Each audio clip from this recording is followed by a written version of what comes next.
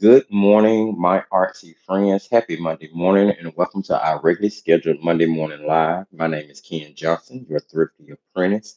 And as always, I am extremely happy to have you guys take time out of your day to jump over on the live and join today. So, what are we going to be doing today, friends? We are going to take a look at things about the Thrifty Cheap Art Challenge. We are going to be swatching MaimerBlu, and we are going to do a really quick, cute little painting of part of a Cosmo flower so that we will actually, have a chance to paint with the paints and kind of get a preliminary thing in under our belt. Let's move right on and talk about Thrifty Cheap Art Challenge Month. Now, some of you may have seen the post on Instagram, the post on, let me see, where did I post it? I've definitely posted it in Patreon. I've posted it on YouTube in the community section, so some of you may have had a chance to see it. But since 2020, I have hosted a challenge known as Thrifty Cheap Art Challenge.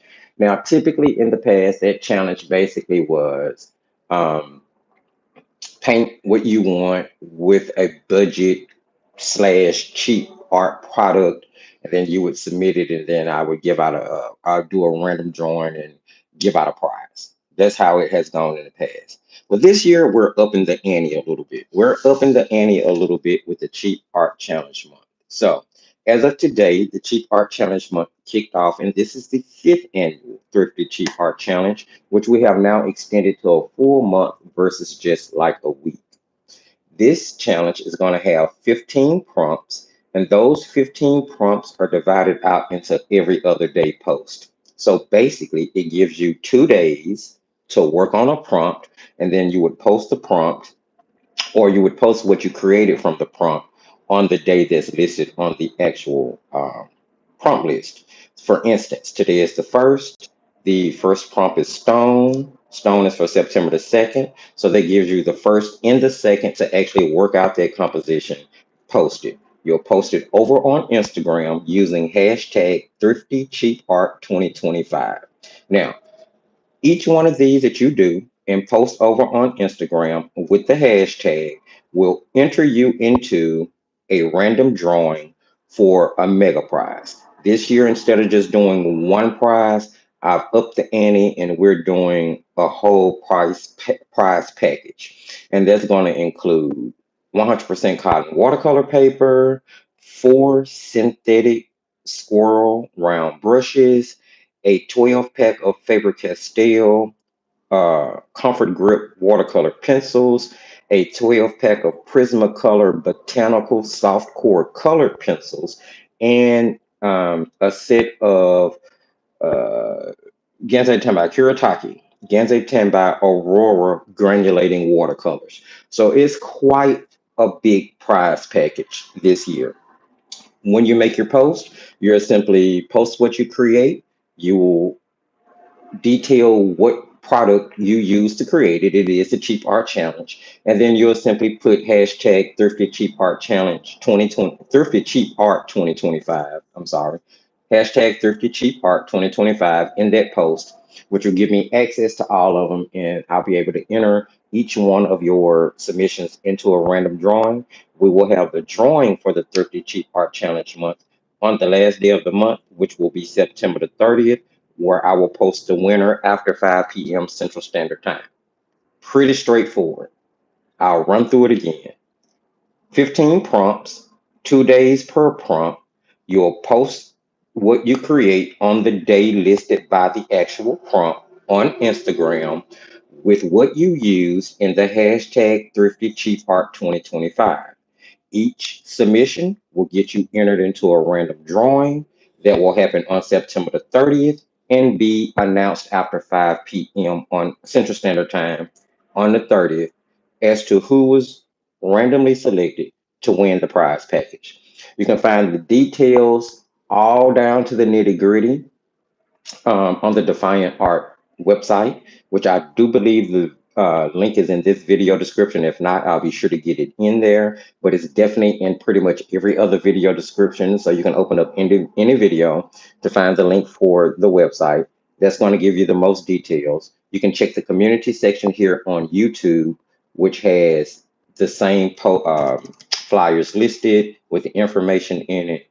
And I do believe I've also posted it inside Paints, Pencils, Pastels, and Markers, which is the Thrifty Apprentice sponsored Facebook group. So, but if nothing else, oh, and of course it's posted in Patreon.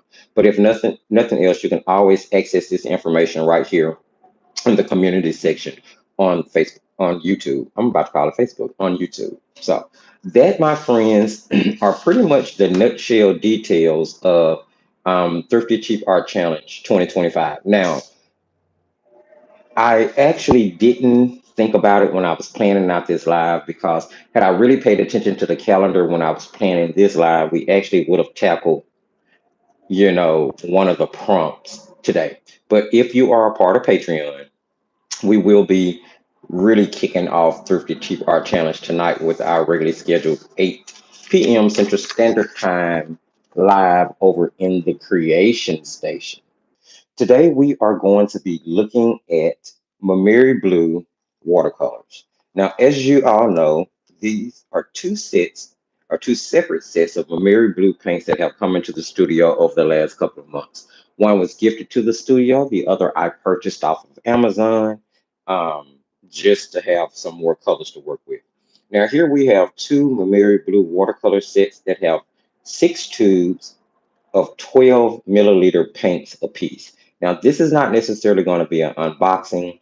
I actually did the unboxing for this set as a behind the scenes reel for Patreon, which will be coming out soon over in the Creation Station. But really quick, you have 2 sets of 6 tubes of paint.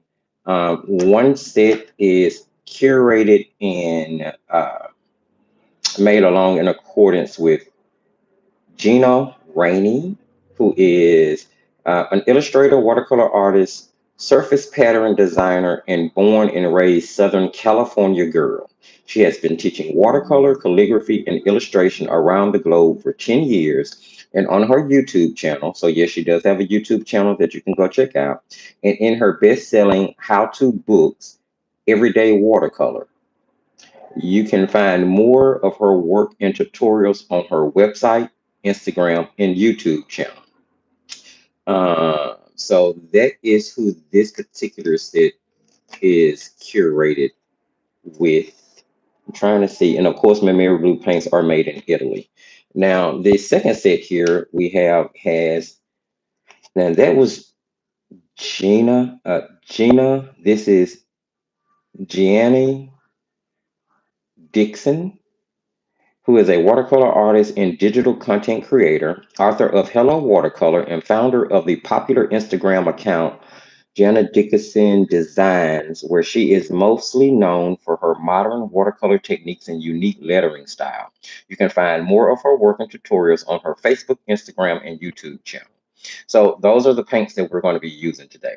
We're going to actually swatch these paints out and do a really quick, hopefully fresh watercolor painting with them. Now, in this particular set, you're getting a yellow venom. Yeah, can't pronounce that word, but it's like lemon yellow leaning, or orange lake, a yellow ochre, a primary red magenta, turquoise green, and quinacridone violet reddish. In the other set, there was a primary yellow, permanent red light, quinacridone red, green gold, Prussian blue, and a carbon black. Now, of course, I've taken these and I've already panned them so that they can dry down, so we will be able to swatch and paint from them today. And I did actually put them back in the box in the order in which I've panned them, so that it'll be a little bit easier for me to recognize and call color names. So here's what we're going to do. We are going to get these swatched out because I've already panned them and let them dry down. Now, I did pan them inside a Paul Rubens tin. I had 2 sets of this paint. I took the paints out of this tin and sent them to Tisa, if I'm not mistaken. And I just kept the tin so I'd be able to pan other watercolors in. So as you can see, I've already panned them. They've been drying down for about 3 days now. I didn't use a lot of the paint out of the tube, again, 12 milliliter tube, so they're a pretty decent size. And as you can see, there was not a lot of shrinkage, and they actually still look pretty moist. So this will be interesting.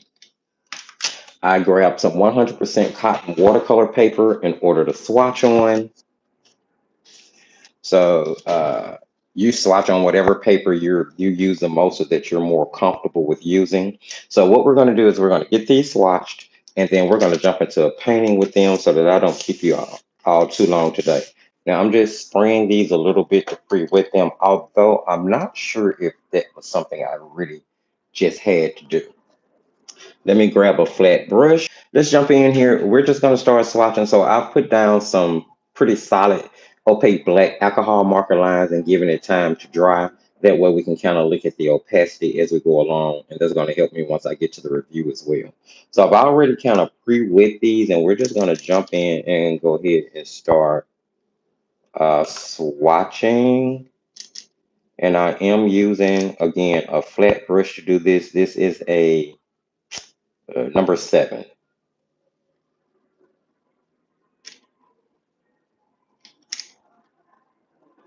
It's a little sticky. The paints are a little sticky like that. They're re-wetting really well. So first up, we are swatching out. Oh, what is this color? This is magenta. This is going to be. Let's see here. This is the red primary magenta. It has 3 stars of light fastness. It's considered transparent, and it's single pigment PV19 for those who care. All right.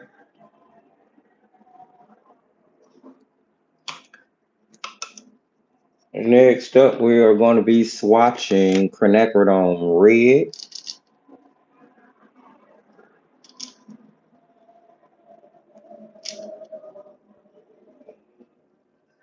And once I get to the swatching, I'll check the comment section again. And I'm not really being too careful with this swatching. I have a large sheet of paper here to kind of swatch on, and it's a pretty color. That is a nice color.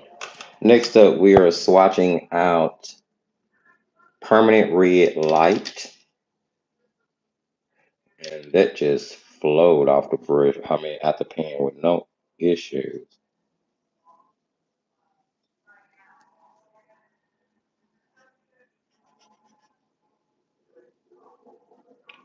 That's a really smooth laydown.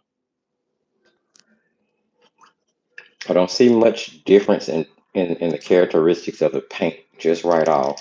Next up, we have orange lake, and I'm really just swatching this so I have a quick reference sheet to paint with. We're going to get into painting really, really soon because it's only 12 of these to paint, and as you can see, this is moving 12 of these to swatch, I'm sorry. And as you can see, this is moving pretty fast. Next up, we have a primary yellow.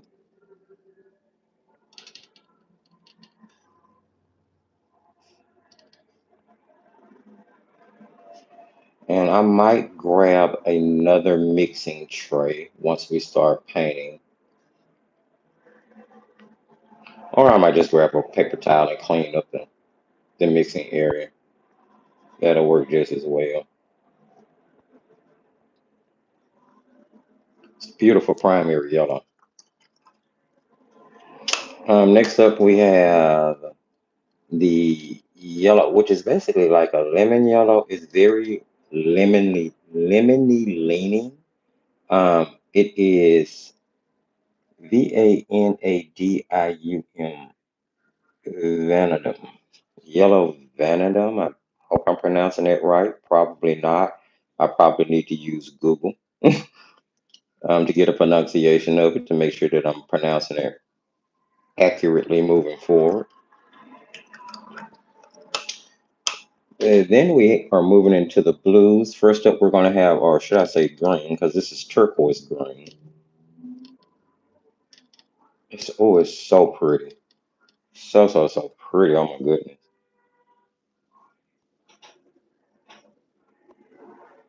Oh, that's gorgeous.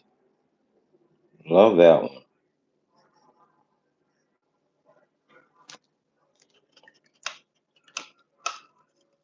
They already seem really soft as a paint. Next up, we have a Prussian blue, which is actually the only true blue quote quote in the set. There is no ultramarine or um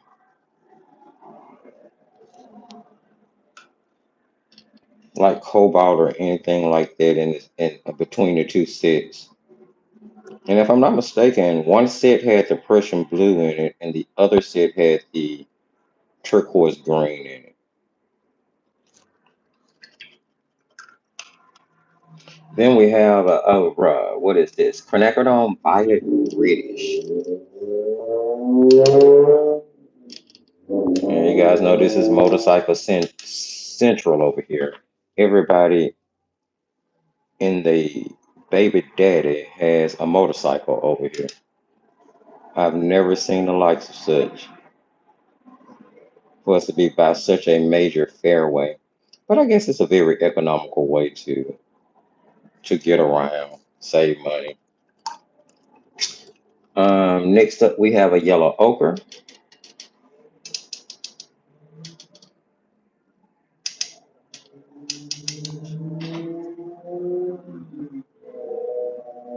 Pretty. I like that yellow ochre. That's nice. That's a nice one. Yellow ochre is typically,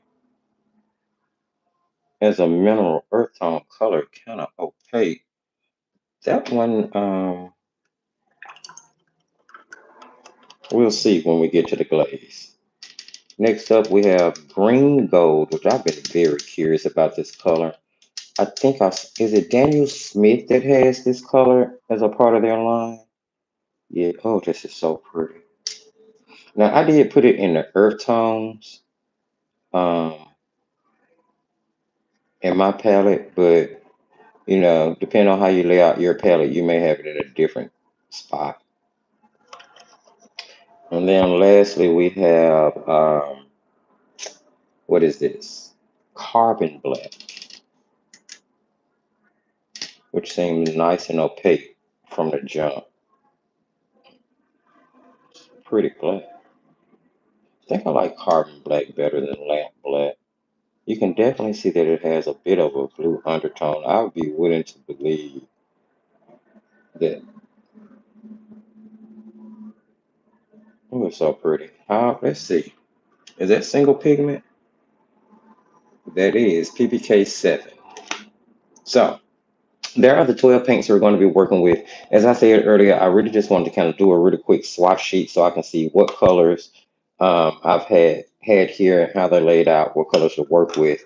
And we're going to jump into doing a really quick demo. We're kind of do a close up on a Cosmo. Now, the idea here is for me to try to keep it fresh without getting too detailed, but having enough detail for you to definitely know what it is. So that's what we're painting. I'm gonna clean up this palette real quick, then I'll check the comment section and we're gonna jump right into the painting. So let's go ahead and jump in. We're gonna be doing a Cosmo. I pulled this reference from Sarah Clark's Color Cube. I have the digital version of it. You guys know I'm a huge Cosmo fan when it comes to flowers. I saw this image of a beautiful Cosmo and basically just cropped it out so that we're only painting about a fourth of the flower. It's pretty simple. And Cosmos are easy, but I am going to kind of darken in my sketch here so you'll be able to see a little bit in case you want to like draw along. So basically, using the top corner, I'm just kind of going to do a center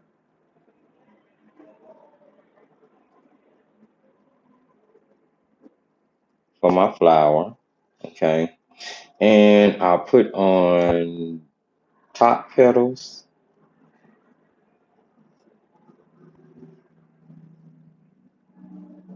first.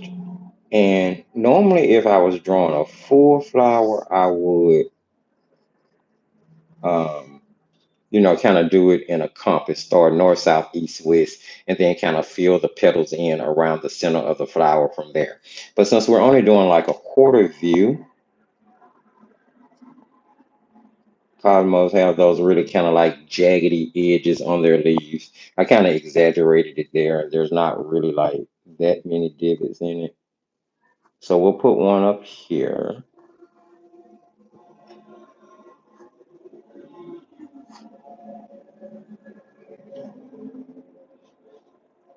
As I said, it's just kind of got the little spiky ends, and I'm kind of going overboard here. They are not that exaggerated, but this is artist liberty. And I will not be lightening my graphite lines. If you're used to my channel, you know I'm a huge fan of graphite and watercolor together. But once you get yours sketched out, you can take your kneaded eraser and kind of roll over the actual illustration to lighten your lines, or you can leave them or whatever. So those are the kind of focal petals. So now I'm going to kind of just add in the back petals, which is pretty easy. I'm just going to kind of do some fill-ins here.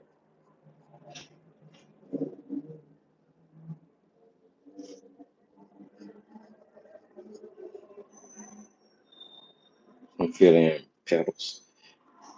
Kind of close those gaps a little bit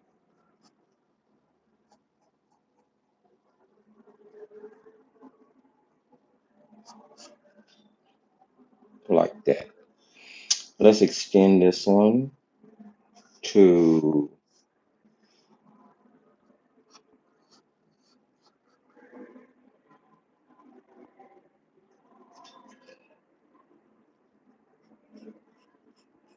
so that it looks like it's this one kind of overlaps that one, and then it just kind of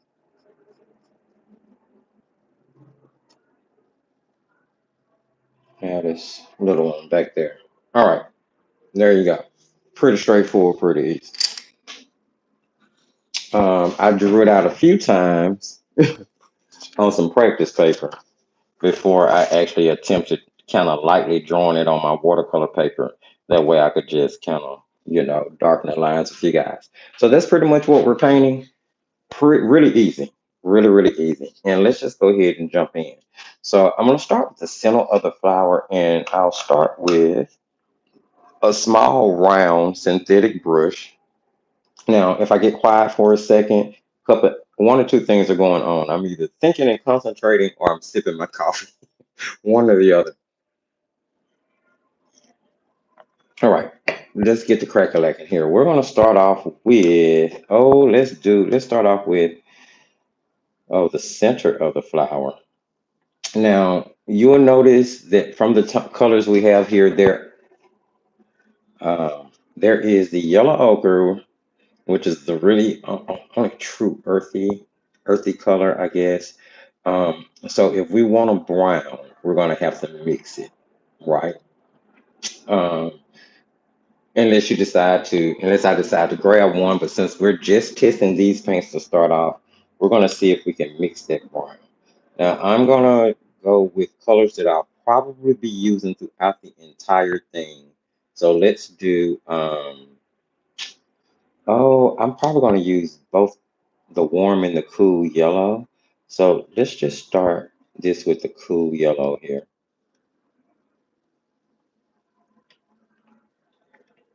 It's like a lemon yellow,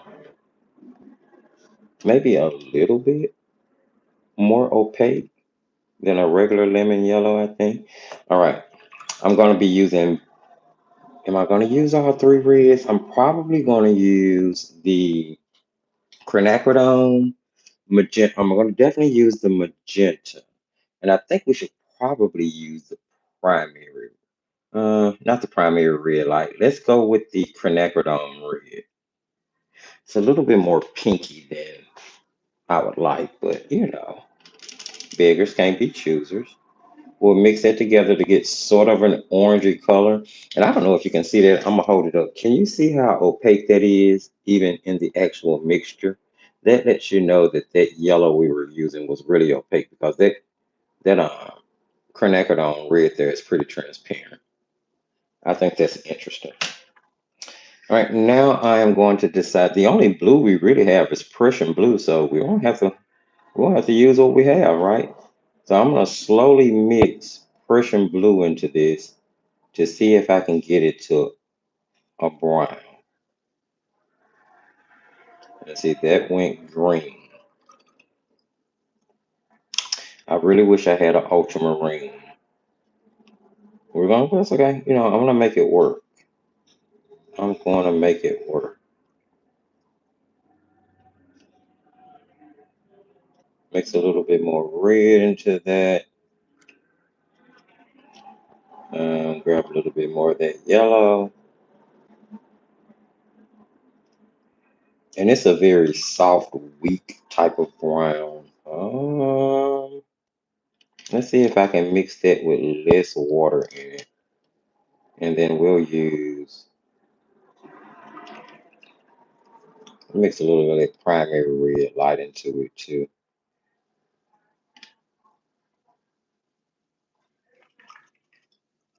Go with a little of that yellow. I'm cleaning my brush in between each color because I don't want to contaminate any of my paint at the moment. And just get that to an orange. Okay. And it's the blue. I'm pretty sure it's the blue that's causing it to overshoot. But I'm gonna mix. Okay, that's a little better. It's more of a gray brown, gray brown, but whatever. So we're just gonna I'm gonna kind of stipple that in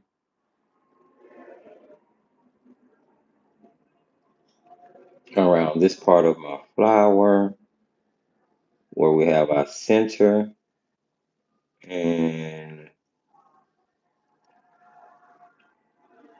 stippling is just literally just kind of dotting. And I'm just trying to get in a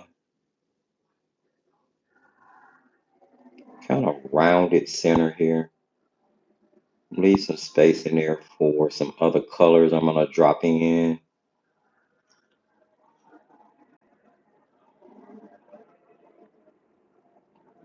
And I really do need a nice kind of fresh green to put there as well. Now, the only green we have, well, we actually don't have a green, so we're going to have to mix that too. Let's go with, since we were using a lemon yellow to mix, let's continue to use that. And I'll mix in a little of the Prussian blue. That'll give us a green. And I'm gonna go in and kind of dot it in the middle as well.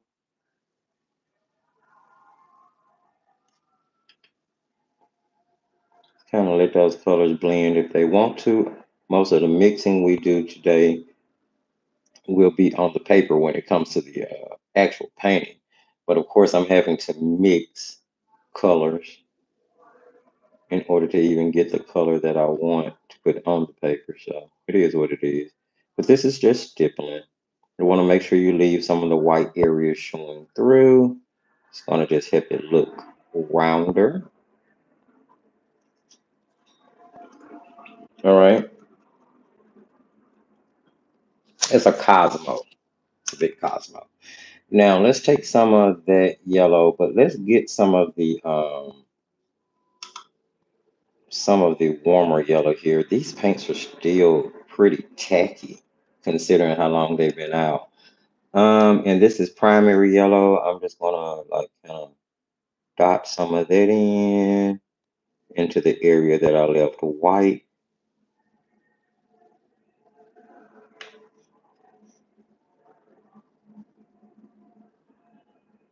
Okay,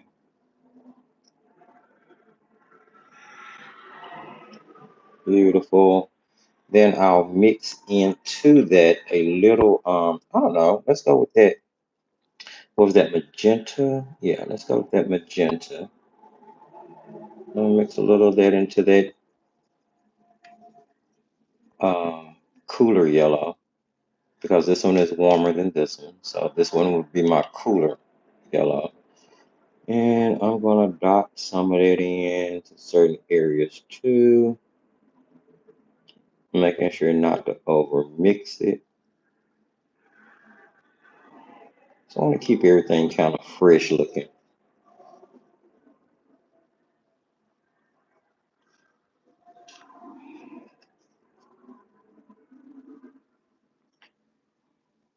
Okay,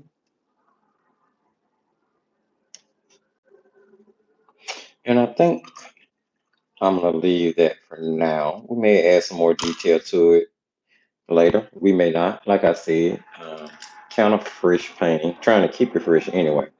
I'm going to go with this. Oh, what is this?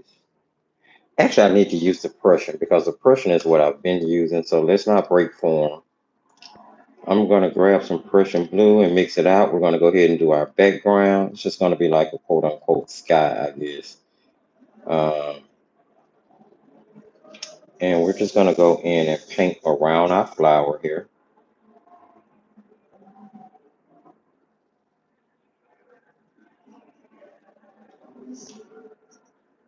And of course, there'll be a shift because this is watered down. Notice I did not wet my paper first because I think I'm using, a watery enough wash to do this. Now, if you've never used the Grumbacher paper, it is super affordable. You can get it in uh, several different big box stores. Now, I've had this paper for years, which is one reason I decided to use it to create the watercolor block. I got this paper from Walmart. Oh, it had to be about 3 years ago now at this point.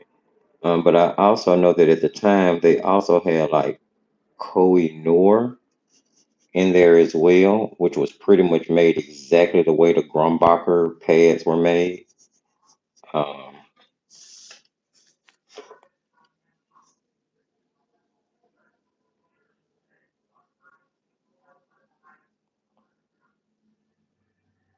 but now someone told me that they're carrying mostly Royal and Langnickel things inside Walmart. And if you're like inside the actual store, I don't know, I haven't been in there to look, but this is just what I was told. I don't know, it seems a little streaky. Uh, but they have mostly Royal and Langnickel stuff in there now, from what I understand. And Royal and Langnickel purchased the B Company. You may be familiar with B Paper Company. So they now own that branding. So you can find different quality B papers inside Walmart, from what I understand as well. I thought that was interesting too. My friend didn't tell me that she saw the 100% watercolor paper in there, but she did see several different versions of like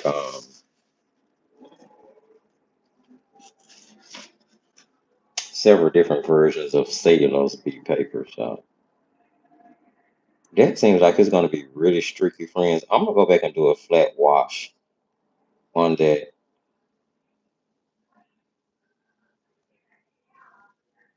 just to make sure it's not streaky. And that probably does have a lot to do with the paper I'm using as well. As you can see, I got some blooming going on or cauliflower going on in my background already. And you may like that if that happens to you, especially if you're using a cellulose paper, because you run that risk when you're not using a 100% cotton or a cotton paper or something with some type of cotton content in it. I hope that's going to be enough. I think that's going to be enough. I'm going to try this again using a flat wash.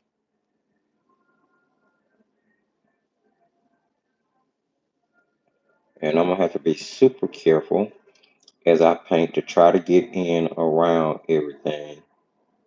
I didn't switch brushes because I want to move pretty quickly doing this. Keep in mind, you just want to keep a bead of water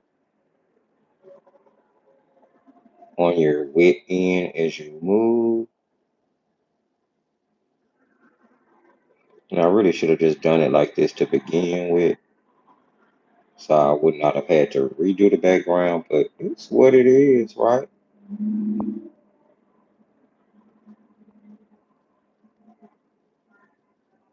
And hopefully this will eliminate streaking. Now you could have also taken a spray bottle and just mist your background,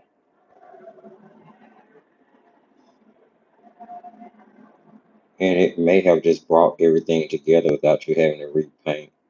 But I don't mind putting on another coat. Prussian blue is one of my favorite colors.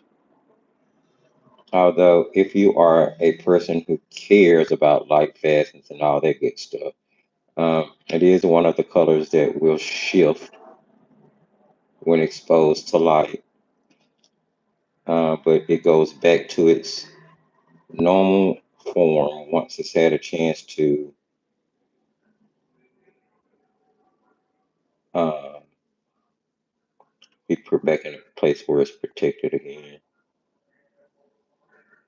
But I never hang anything I paint directly in sunlight, so I don't have those issues. Most of the things I do are inside a sketchbook anyway, unless I'm purposely doing it to sell or list over on my site.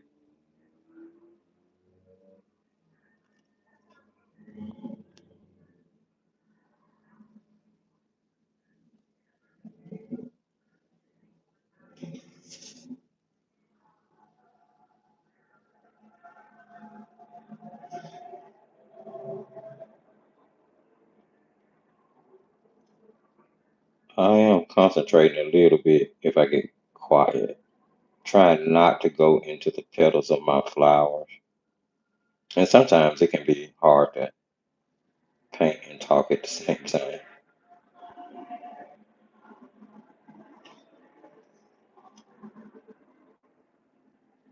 Almost done. Just want to get that carried on across the rest of the painting.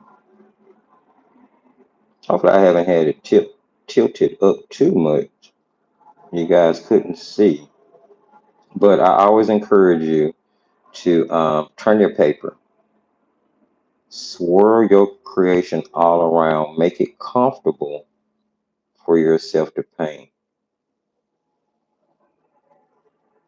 which is why you see me painting on a block or on tape down paper most of the time. And even in a sketchbook, you can turn it to suit your need. All right, that's better.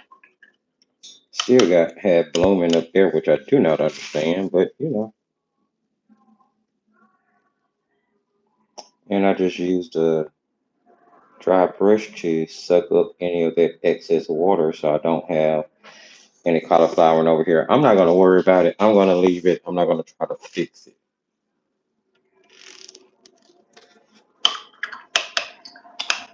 I'm not gonna try to fix it. I'm just going to. Why did it do that? And see this, you know, paper choice makes a big difference, friends.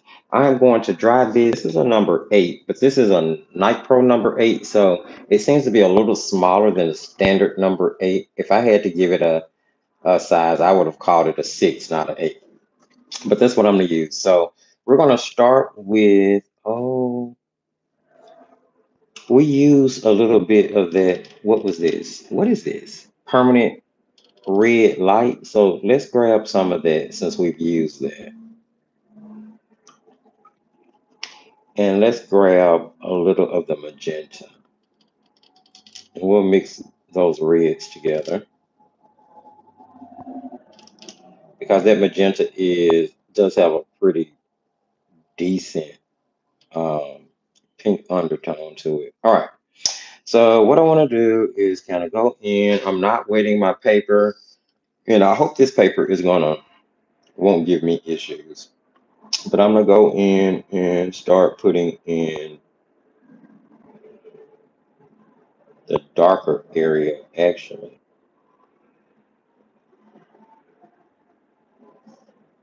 of my petals, wherever they're, the folds. And you'll notice I'm not being too, I wasn't really careful there. The only place I'm being really careful is right around the center.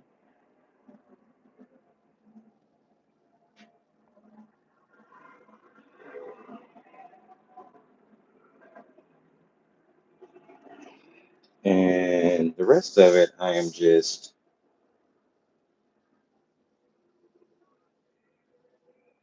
kind of throwing in some folds there.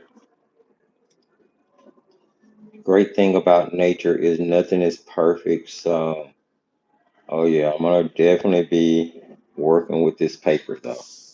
I'm gonna add a little bit more of my magenta to that mix, not water, just paint. And right now, all we're doing are the petals on the bottom.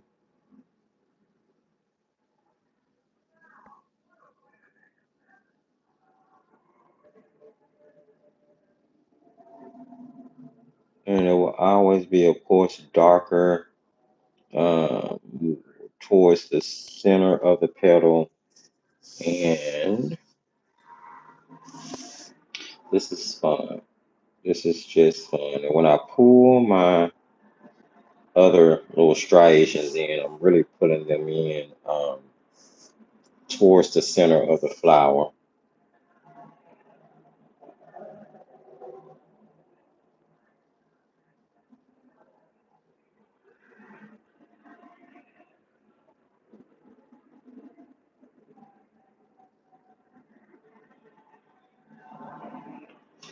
And we're going to be drying this and then glazing our other colors over it. And we'll darken it up a little later with some we'll probably be mixing Prussian blue in since that's what we've been using. Not sure how that's going to work out, but we're definitely going to try.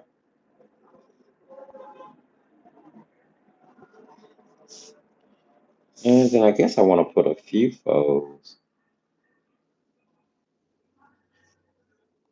in here, just following the shape of my petal when I do this. Just make sure your linear lines run in the direction of your petal, and it'll all work out just fine.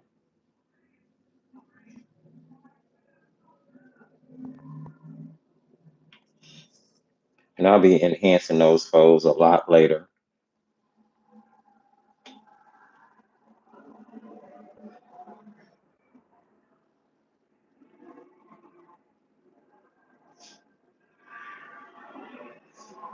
Again, just making sure I follow the direction of the petal. I'm not really trying to do too much impressive here. I'm literally just making straight lines following the direction of the petal here.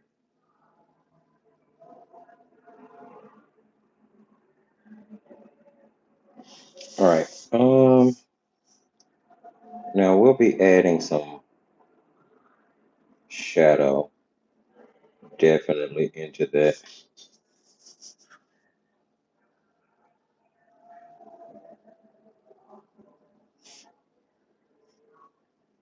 All right. Like I said, keeping it easy and breezy. That's not too bad.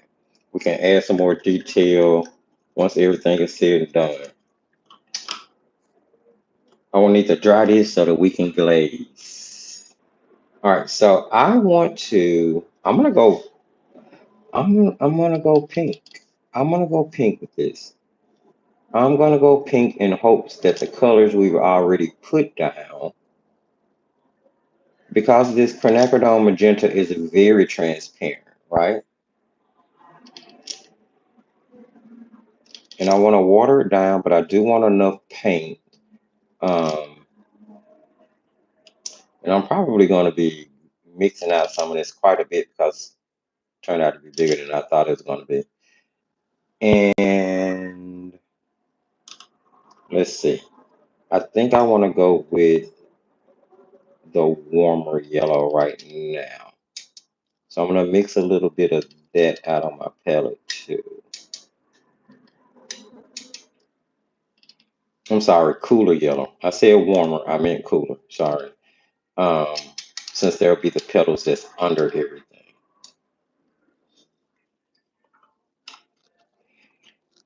Not gonna pre-wet. I rinsed my brush off. I did not wipe the water off of it, and I'm going to go in and let's see if we can glaze on top of this petal without losing our folds that are already there,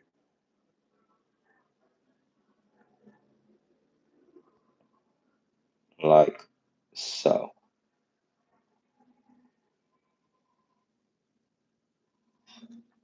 And I'll actually grab a little bit of that yellow and just kind of blend it in just a little bit, not too much, because the yellow is going to be on the petals on top. Here, I just want to, kind of cook that color in. You could actually take a credit card scraper and make some veins in it if you wanted to. That would get deeper. You guys know me and my credit card scraper. Let me see. Where is it? Where is it? Oh, there it is. You have to do this while the paper is wet. But you can just kind of put a little texture in there. And basically what's going to happen is that paint is going to kind of seep down into those little marks you just made. Um, and when the paper is really wet, what it'll do is it'll make those little marks darker, as you can see. Now, if the paint was dry and I did that, then it would kind of scrape back to the white, giving highlights. So, all right, let's move to this little petal over here. And we are just going to glaze a layer of that pink on top.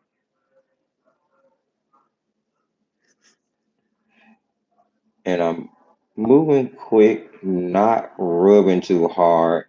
Depending on the sizing in your paper, um, it'll depict whether your paints lift as you're doing this glazing from the first layer that you put down. Now this paper, the sizing is pretty medium, so your color will stay.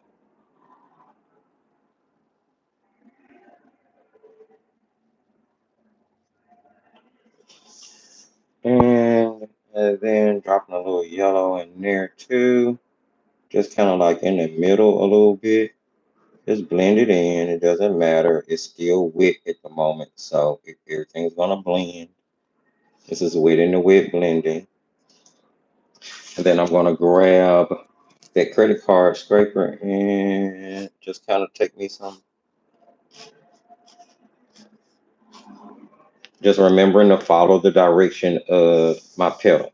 And as you can see, it's going to give me some texture down there. It's going to make it look like it's some veins, some folds, all those good, great things. Now you could go ahead and put your shadow color in as well while you're doing this to get it blended wet in the wet as well if you wanted to completely on you. It'll also make your painting go a little quicker.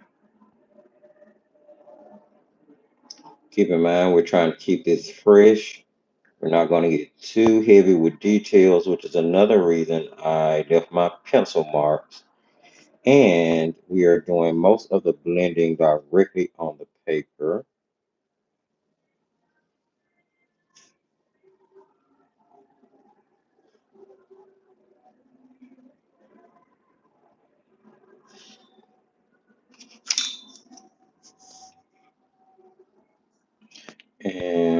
will bring those striations back towards the center. Follow, just remember, follow the petal, go towards the center. This is a really, really quick way. Now this one back here, I'm gonna leave that one for a moment because I'm gonna do that one really. I mean, it's just gonna be dark. Whatever color we use for our shadows, I'm gonna paint that entire little guy back there that color, since he's gonna be pretty much behind everything else. I'm gonna glaze my pink over this petal. And if you do get some lifting of your previous layer, it's fine. I mean, you're adding in striations with your credit card possibly anyway, or the back of your aquarelle brush that would work just as well, or even a palette knife, as long as you're not, if you're going to use a palette knife to do it though, I'm going to say be super careful because you don't want to cut through your paper. And keep in mind that whether you're using the palette knife or the credit card or the back of the aquarelle brush, you are actually damaging the paper. You're abrading the paper when you do that. I just like to tell people keep that in mind. All right. And then some little guys in here too. All right. Yep.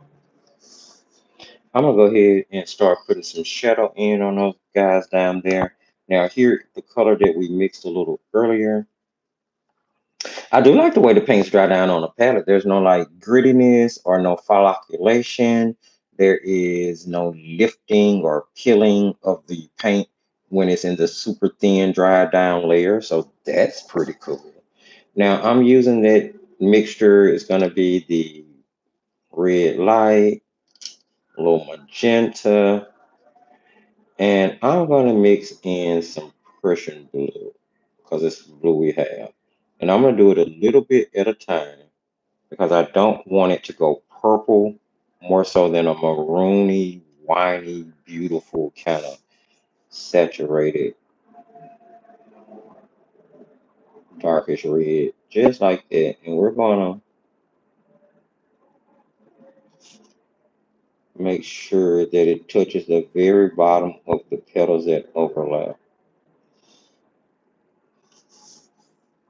Like I said, now you could have done this wet into wet. It would have worked beautifully. My paper is still damp, so I'm actually doing a different technique known as wet on damp.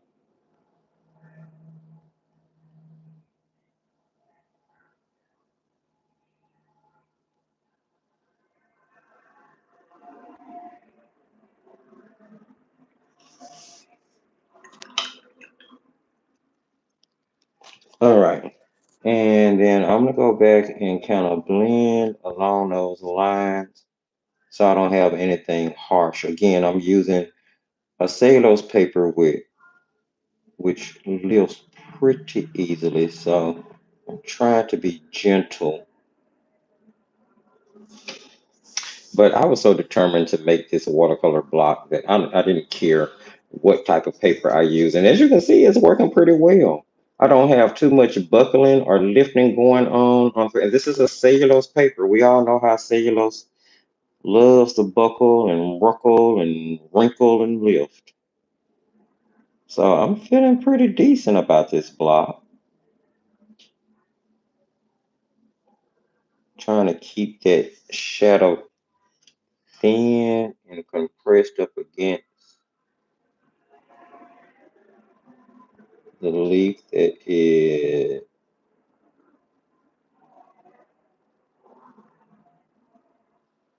yeah, it's definitely starting to lift down there. I have to be careful. And we're at what? This is maybe like a third layer of paint. So, you know, you just have to be aware of what your supplies will allow you to do, especially when you're talking about a budget supply.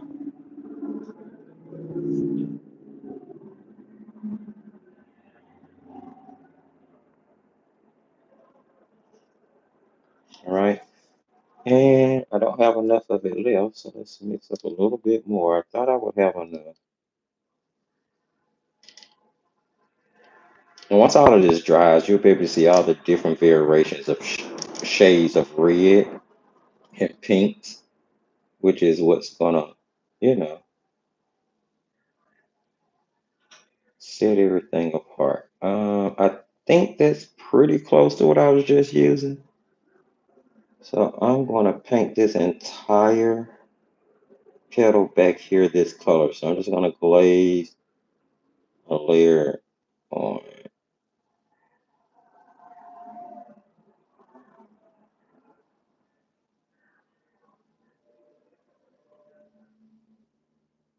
and grab my credit card scraper and give myself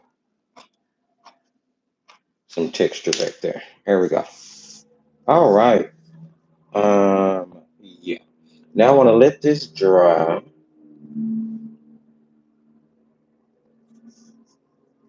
I'll let this dry, or use a hair dryer, and then we'll go in and paint the top petals of it. I'm going to very lightly brush a little water on it first petal, and I'm actually kind of going around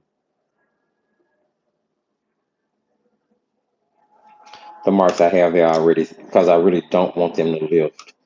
And I'll start off with lemon yellow, or should I say the lemon leaning yellow. It's called lemon something else. And I'm going to glaze a wash of that on this petal.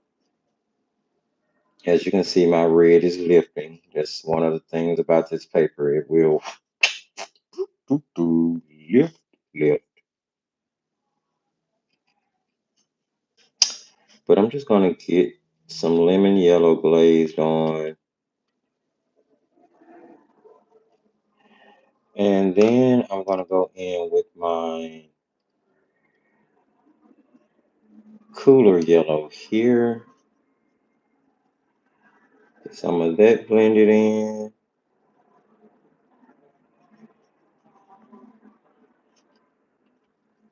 Try not to let it blend and cover up all of my lemon. And then I'll go with, let's see, let's go with this permanent red light. Oh, nope, that's orange. Permanent red light.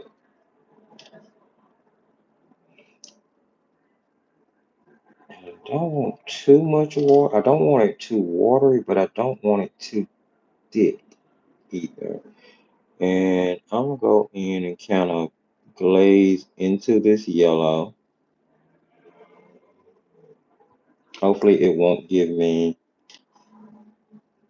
too many backgrounds. Few from the top. Kind of go around the side of the petal.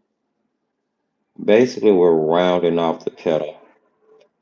I don't know, I can't talk all of it.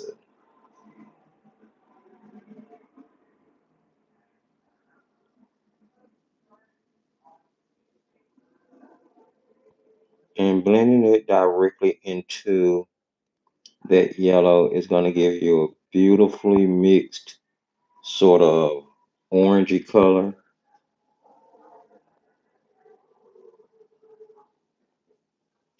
You want to be careful up around your blue background because you don't want to re-wet, nor do you want to have the end of your petals look dark.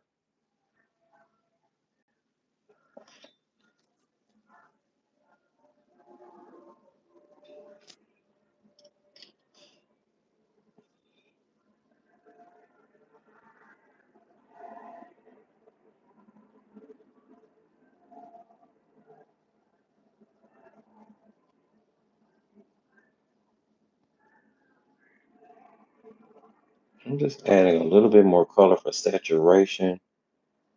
You really have to work on this paper to get your mind right.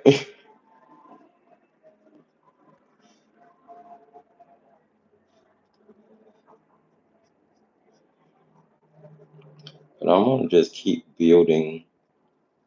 It's better to start light than too dark, because you can always increase your saturation with no problem. It's not too bad. Uh, I'm blending a little bit more of that yellow, and I'm using that yellow to see if I can soften any harsh lines I may have,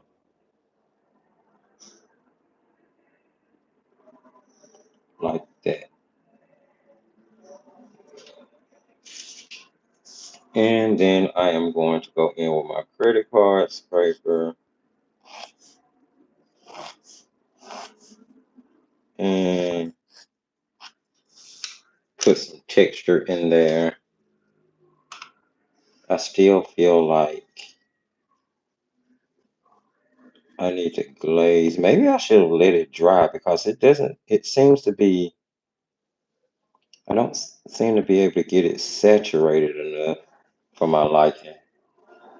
Maybe I should have did that dry or not pre-wet the petal first.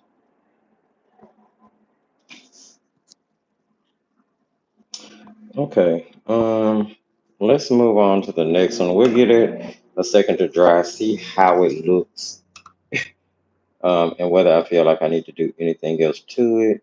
Again, I'm going with my more limited yellow color. This time I'm not going to pre-wet that petal. I'm just going to make sure that I have enough water in my yellow to spread.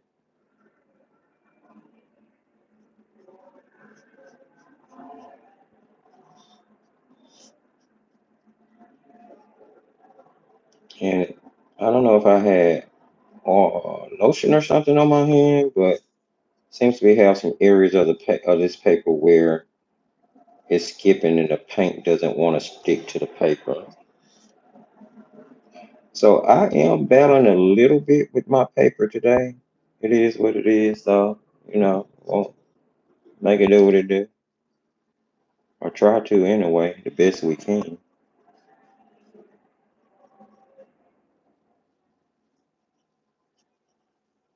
I just want to definitely make sure that that color is saturated in the middle of my petal.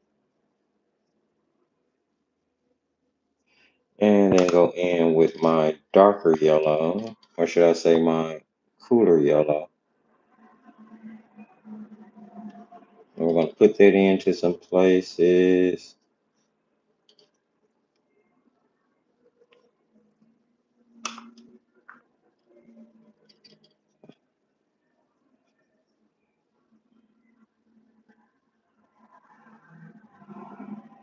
Okay. And then in with, um, what was that we were using? The permanent red light to do this part with, I think. And I'm just going to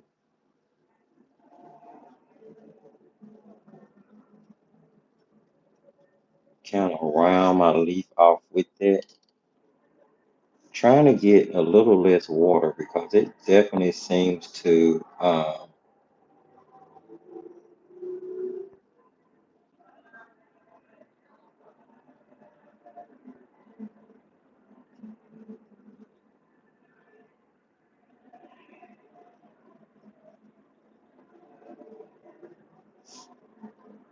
want to lift. Yeah, friends, this one is not going to be the best painting in the world, but you'll definitely get a good representation of what I'm trying to show you.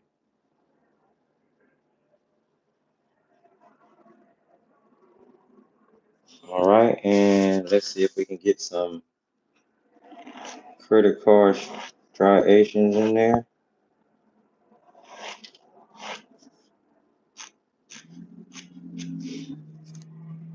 And I definitely want to increase the saturation of my yellow in the middle. Let's see if we can work work on this a little more. There we go. That feels better already. So basically, I'm just using it almost mass tone from the pen. And because my paper is already wet, it's just sort of blending.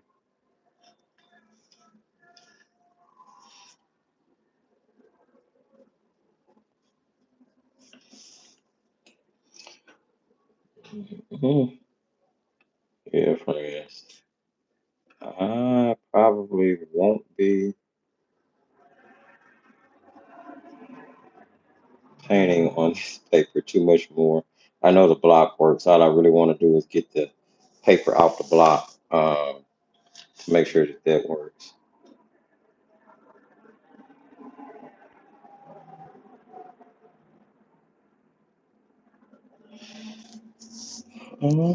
Not too bad.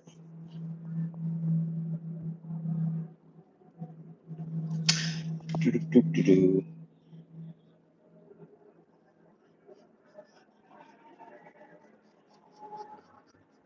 And I'm just trying to make sure there's no harsh lines. Cause, ugh. All right.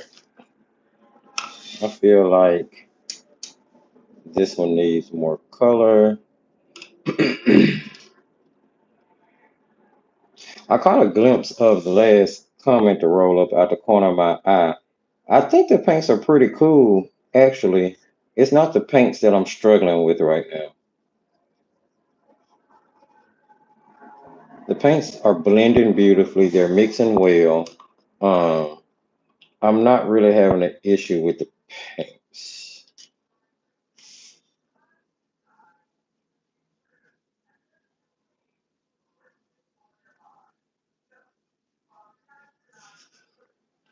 I'm having more of an issue with the paper, and it's causing me to do more work than I intended to do.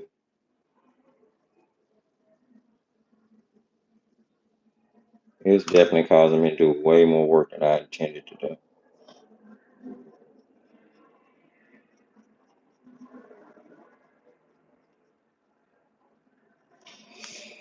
Okay. Um, let's try to do this other one over here. But yeah, so far so good with the MaimerBlu paints. I don't have any issues. Um, I do wish one of the sets would have had a brown in it, if I'm gonna be honest. But outside of that, yeah, it's okay. So far so good. I want to do a painting with them on a 100% cotton paper where I don't,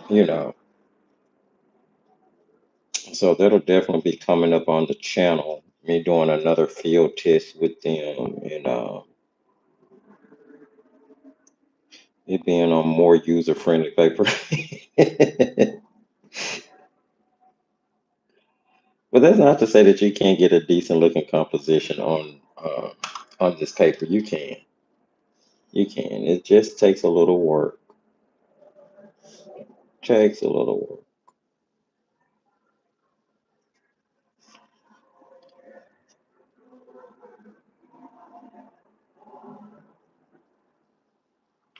All right. Let's see here. I want to rinse and go directly into that permanent red light. Try not to have too much water in that because that seems to be the issue with this paper is that I'm thinning the paint down too much, which is causing me to have to put on, yeah, see, that's too wet, which is causing me to have to put on more layers than I intended, which is why I say it's taking longer than I anticipated.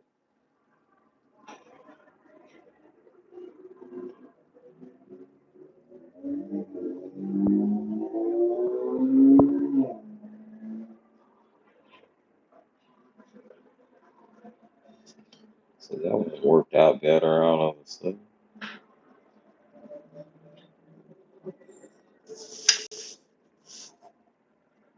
Turn your paper so that you can work, please. Turn your paper so that you can work.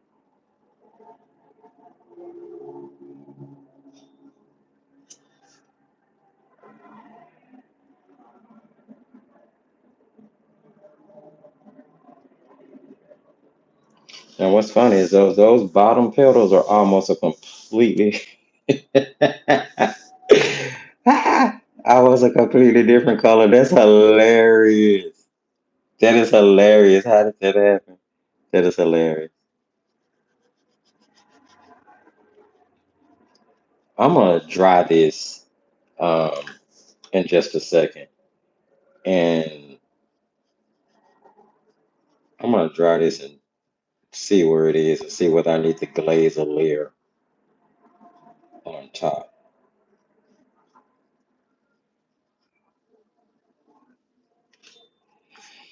So much for keeping it fresh and loose. Should have known better than that when I said it, right? All right. Not too bad.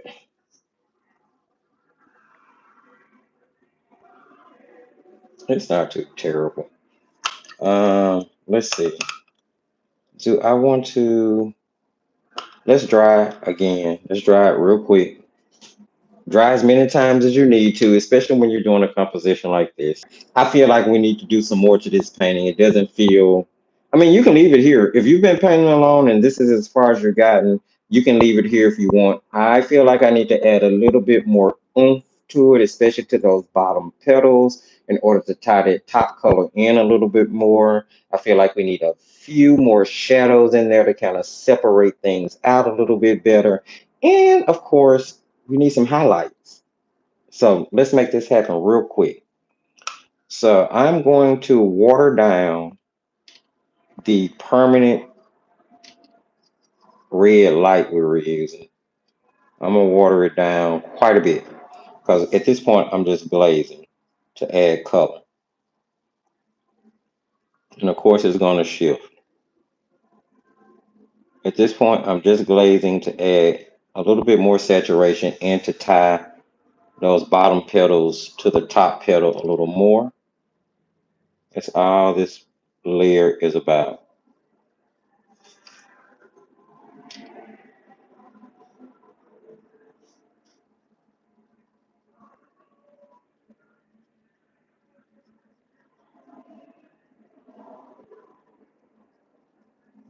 And it's gonna help any lines you've made with your credit card scraper really stand out.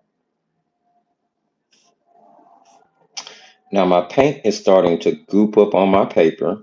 Again, that is not because of the paint. That is because of the paper.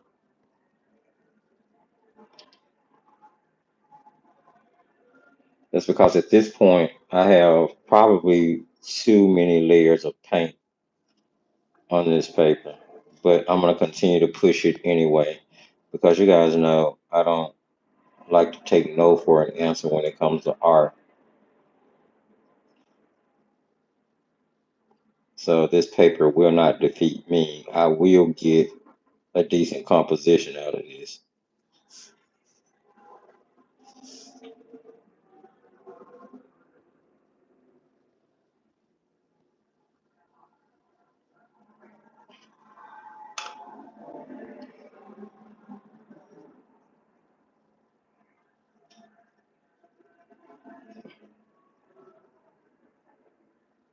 And of course, with transparent watercolors, you'll still be able to see that bottom layer through your glazing once it dries. Now, if you use gouache to do this, or you're using a hybrid watercolor or something that has a little bit more opacity to it, then maybe not. But there, that's fine. That's better. Let's mix a darker color now. I'm going for a lot of darker color here. Go ahead and mix that blue into it. We're going to get a violet. I'm going to mix in some of the magenta because that was in that mixture. And let's see. Trying to get just like a muddy neutral. So I'm gonna mix in yellow. I'll mix yellow into that too. Clean your brush as well. I did not just clean my brush well then. And I kind of contaminated that yellow. Let me clean it out. Yeah, the paints go back to being kind of loose and watery really, really quick. Really quick. So definitely don't have to like pre-wet them. All right, let's try this again. We need red.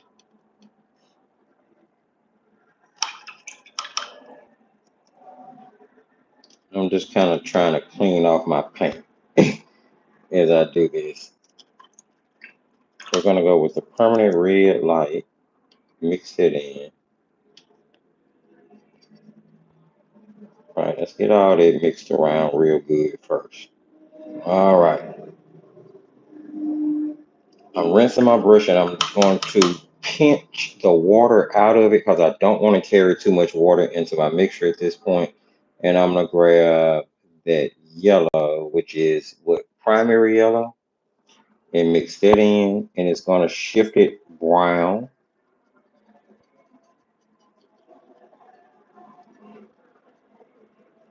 And at this point, I'm trying to add as little water to the mixture as possible. All right, that's a nice looking brown. It's a nice looking brown, actually. I'm gonna pinch the water out of my brush and grab a little of this brown. Just kind of dot it in here in the areas where I had the brown earlier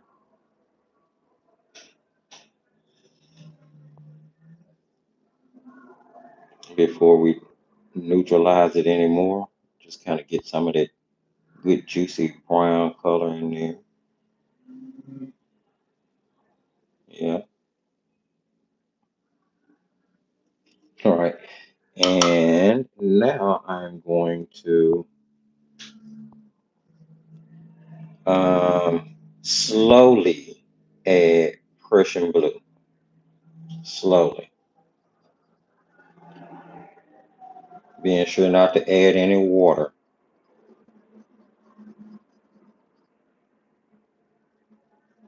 because I want it to neutralize out and give me sort of a gray.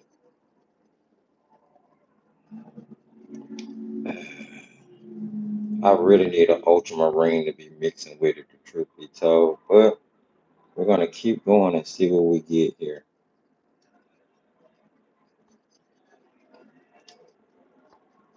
All right. Since we used that red, I tell you what. And see, it really just, I would need to keep going because it's getting more chocolate as we mix in blue, you know. But I'm going to shift it back just a second because I'm thinking to myself, do I really want to do though like that dark color like that? I do know that I want to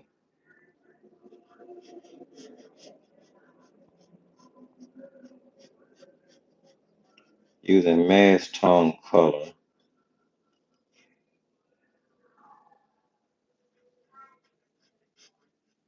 kind of dry brush on color to make that look a little better at the top of each one of my petals here. And it's gonna catch, because I'm dry brushing, it'll like catch the texture of the paper. It'll skip here, it'll skip there, just to give you a little bit more of a natural feel.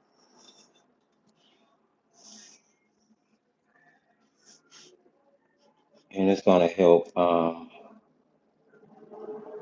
There's no way this painting should have taken this long. If you try this, try it on cotton paper, okay? Not unless you have a cellulose paper that is absolutely amazing, that you know is absolutely amazing, and it's not going to give you any issues, because this should have gone so much easier. So definitely try it on a cotton paper.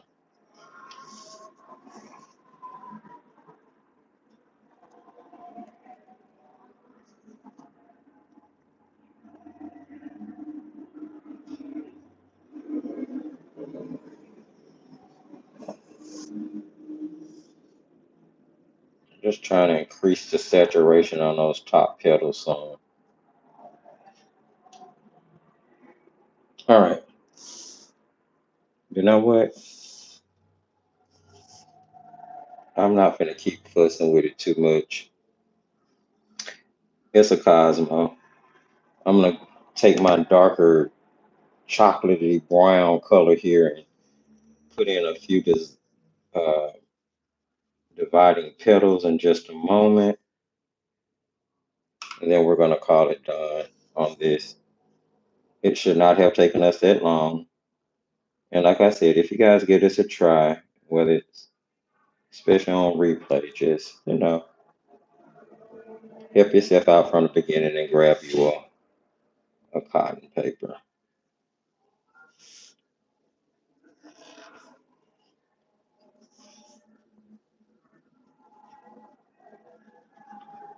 But ultimately, it looks like a Cosmo.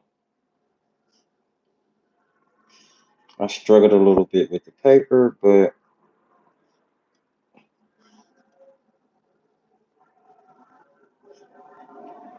you can definitely tell what it was intending to be. And I do hope you guys give it a try. All right. Let's see. If I want to, how about mixing a little of this? Just curious to see something. Like what? How dark is that?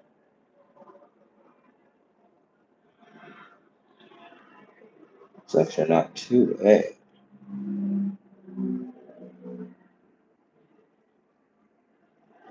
for dark.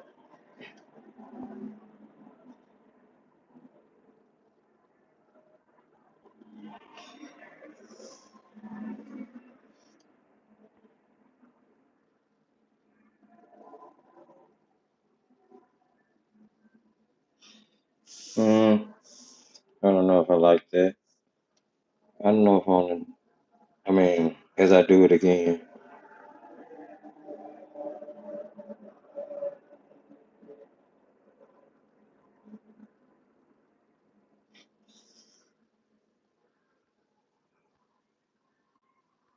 Hmm. It's not too bad. I'm just keeping it down close to the.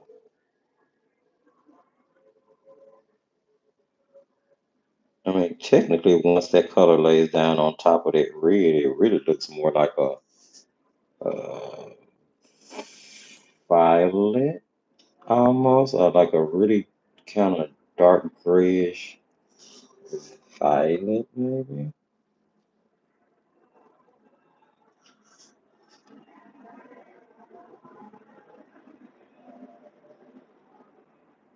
All right, yeah, that's pretty much gonna wrap up what Thrifty is willing to continue to try to do to this paper.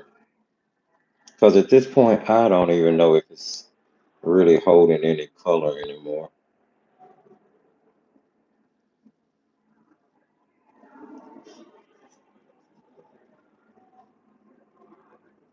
Just want to give a little definition to the petals that are laying on top of other petals.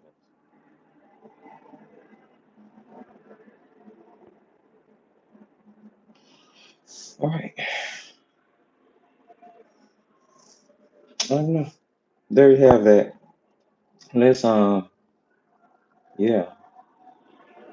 we're gonna tear it off the block and all that type of good stuff. First things first, I want to put a little bit more saturated color in that middle just to bring it together, just to bring everything together. So I'll grab some, I don't know, some of this red, and again, I'm putting it straight from. I'm just using mass tone, kind of little strokes in there. And it's not covering up too much of the yellow. For that green color, I'm going to switch over to a smaller brush. And we have a little bit of that green that is dried on our palette here. So I'm going to just wet it a little bit because I just need a little of it. Just a little bit. And then you can put a few more saturated greener marks in there. I'm definitely not going to mix up any more of the green,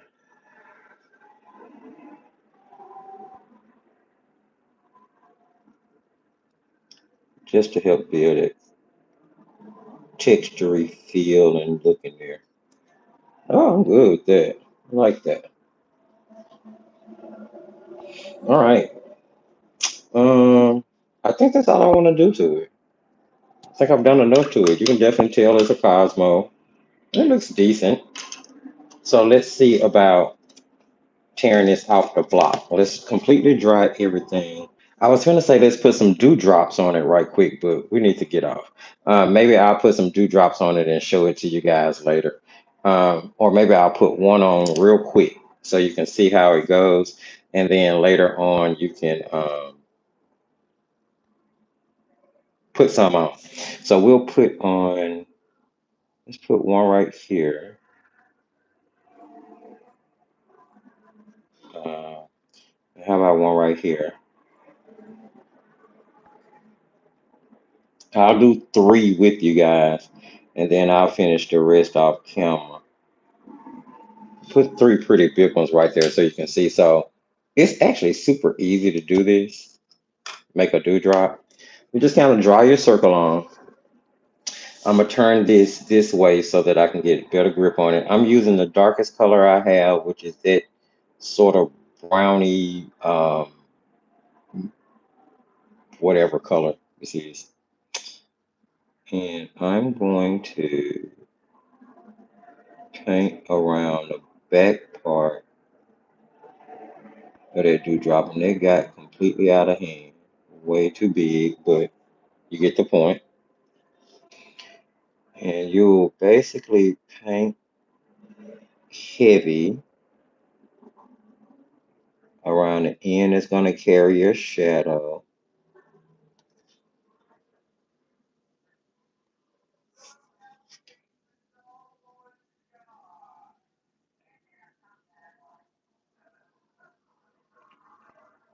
Like that. Okay.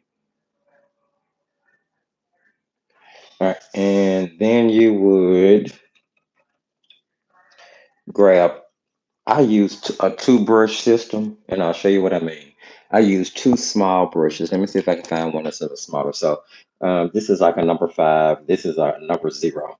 So I'm going to use my number 0, and I'm going to wet it. Well, first, let me drop a little color in here into my little dewdrops. Why not, right? Here, let's go with this. We have this kind of original pink, red, two-color mixture that we have. So I'll just drop, let's put a little of that in there, and in this one, and in this one. Why not? And then let's grab some of, because you know they would have some color in it. Then they would have, let's grab some of the yellow we were using. You'll add a little bit in around it. And if the color start to blend too much, just rinse your brush. Okay. And now using a two brush system. Hold on, let me grab a swig of my coffee. We're almost done. I just really want to show you guys how to do this.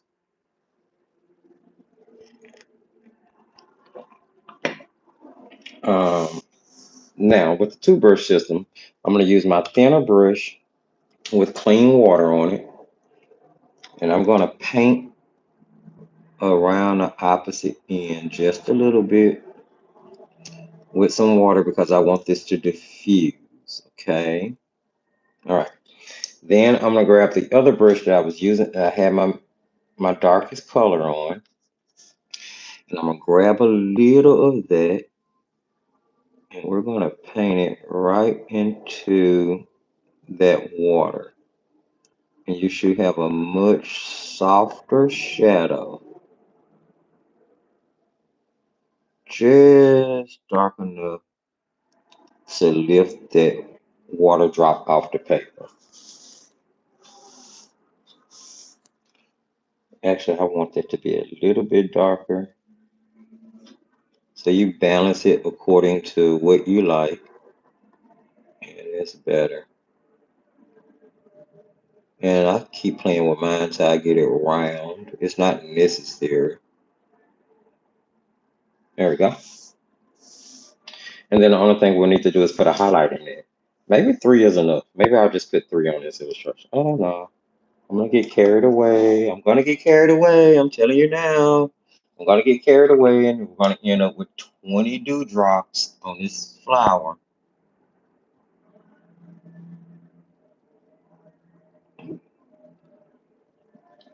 You have to be careful because, yeah, with the paper, like even with me trying to put down a little small shadow, I have lifting occurring, just kind of fighting against me being able to.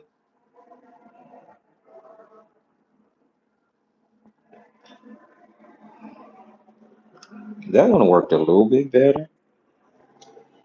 It had too much water though, so I'm gonna pick up some of it and see if I can go in here and keep this looking halfway decent. It's that paper. All right, let's do this again.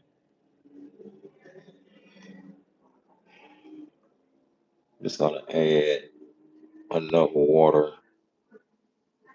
on my brush to just do it with one brush. It doesn't have to be with two brushes.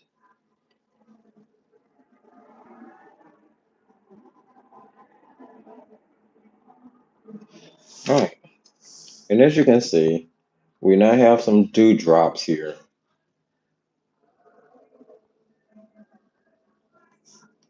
Okay, I don't know. Stop, Ken. I'm gonna go back and finish it off camera. But I want to draw this real quick so I can put the highlights in so you can see what the highlights look like on the dewdrops. Now you can make your highlights several different ways. You can grab a palette knife, and if you want to keep it pure watercolor, because we've used nothing but watercolor at this point. So let's just say you were painting to enter into some type of watercolor competition, or you were doing a piece of commission work for someone, and they only, you only want it to be a pure watercolor creation. In that case, well, mine is a little broken, but it still doesn't matter. You can grab like a palette knife or a craft knife, and what you want to do is kind of flick that paper back to the white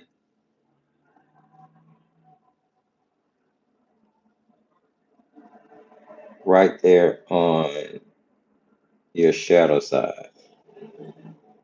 I don't know if you can see that, but I'm basically scraping back to the paper to give that a highlight. I'll do this one over here as well, just so you can see what it looks like with the palette knife. You're basically cutting the paint away and adding a highlight in. So this is one way you could do it, and you're gonna have to kind of add a highlight on both ends. But for right now, I'm just gonna show you this. All right. So as you can see, that's a way to get some highlights in there. I'm not sure if you guys can see that.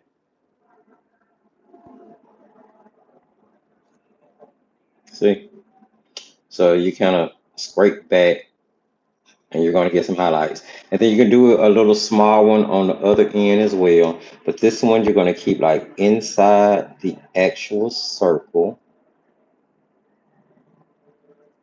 and see if you can scrape it back to some of the white over here as well. Just a tiny scrape, tiny highlight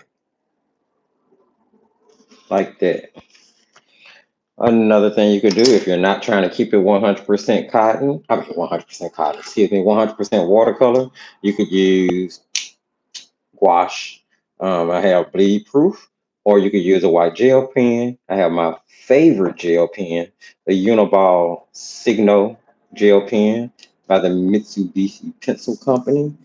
And I like to use this, so I'm just going to go in here and then kind of go over that area where I made those marks, and then a little bit on this area where I made those marks. And as you can see, same effect, same highlighting effect.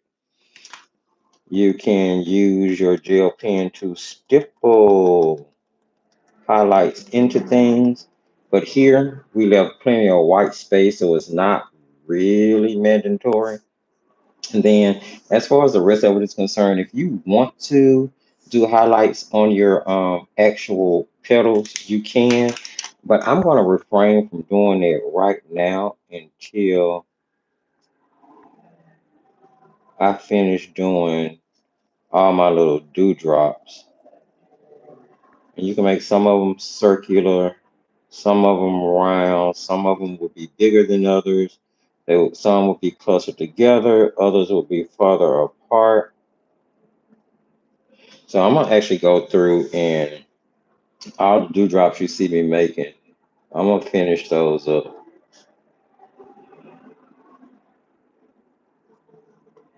I'm gonna finish those up off camera, and then when I post this over on Instagram, it'll have the dewdrops on it. I like it. For it to have been done on cellulose paper, it's not coming out too bad. The dewdrops definitely are going to add to the whole thing. So let's remove it off the block because that's what we're doing. We're testing the block. Oh, well, I guess I should sign it because the only thing I'm going to have to do to finish it is going to be the dewdrops. So I'm going to just grab a fine liner. We can sign it. Now, I normally put, ooh, 925. Ooh, the year is going by, friend. Now, I normally put like a black border around, but this is on a block, so we won't do that. Let's pull off this tape, which was not holding down the block, but was just there to block off the 5x7 area. So we'll pull this off.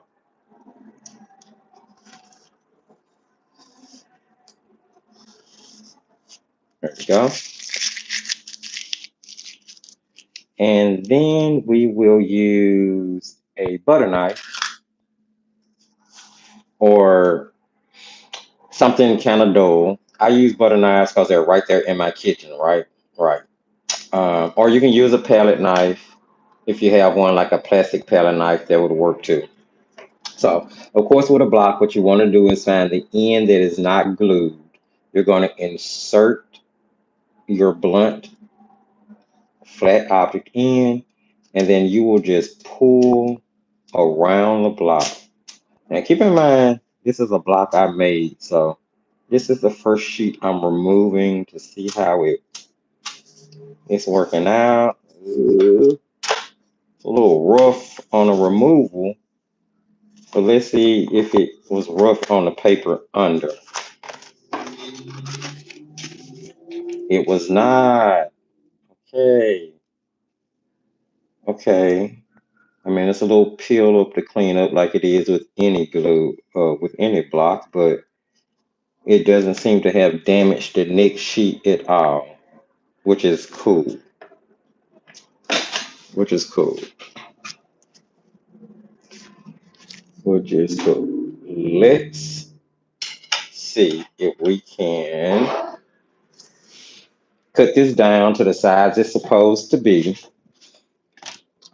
You can use your scissors, but you know me, I'm gonna grab my cutting board because I like being a sketchbook maker. I like for things to be precise. So now it did tear up the back of this piece of paper a little bit. So that's making me wonder about the glue I used and whether or not the glue I used is a little too strong for making a block. Maybe I need to use hot glue. Because what I used to make this block was Fabri-Tac. Beacon Fabri-Tac is a silicone adhesive that is super duper strong. Um, but and it worked. It's working. It seemed to work okay. But because I kind of want to eliminate the chance of tearing anything at all, I think I'm gonna go down to like a hot glue so that it won't.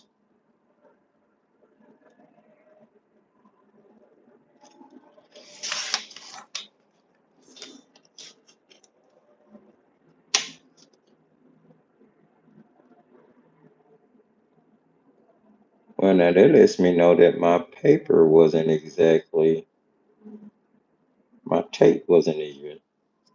That's fine. We're gonna make it work.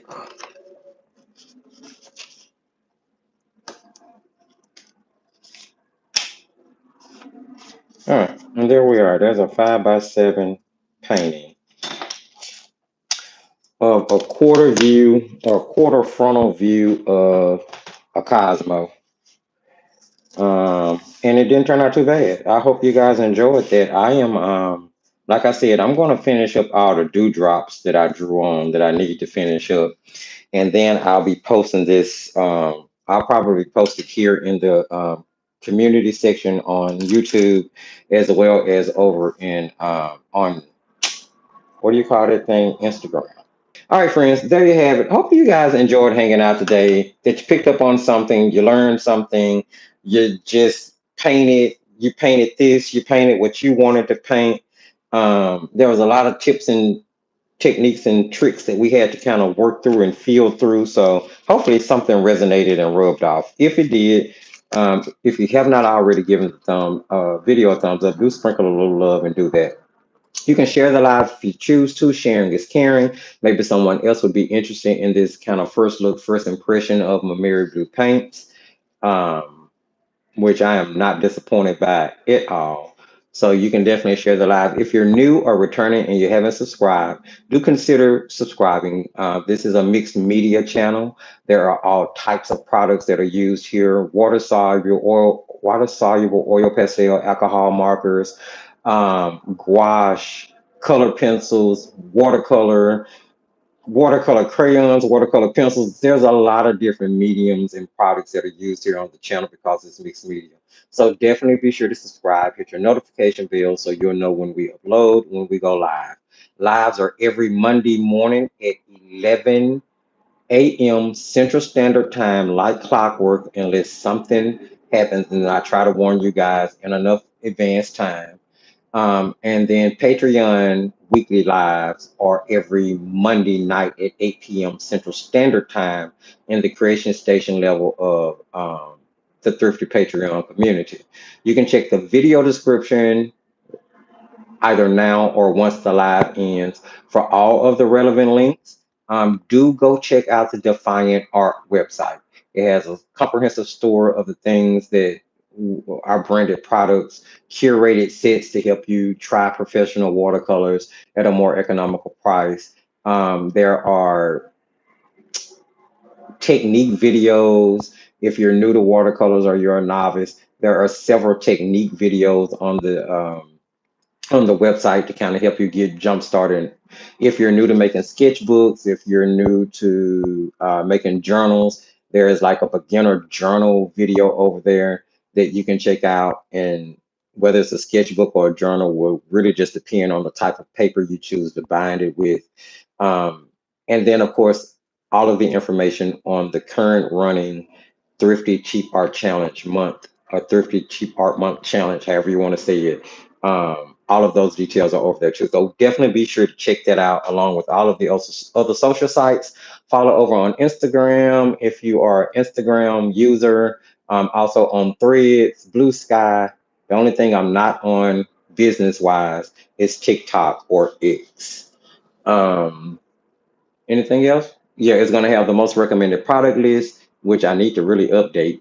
And it's going to have the artist wish list in case you're interested in sponsoring um, the channel for anything. So, friends, go out, enjoy your week. I'll see you back here Wednesday, 10 a.m. for our pre recorded video release. And Patreon members, I'll see you tonight at 8 p.m. Central Standard Time. And the link for that live will be going up soon. So it'll be at the top of the Patreon feed. Um, without, with there being nothing else, I enjoyed you guys. Hopefully, I'll see you next Monday at 11 a.m. Central Standard Time. Enjoy your week. And remember, as I tell you at the end of every video and every live, I, Artsy, love you and just keep creating.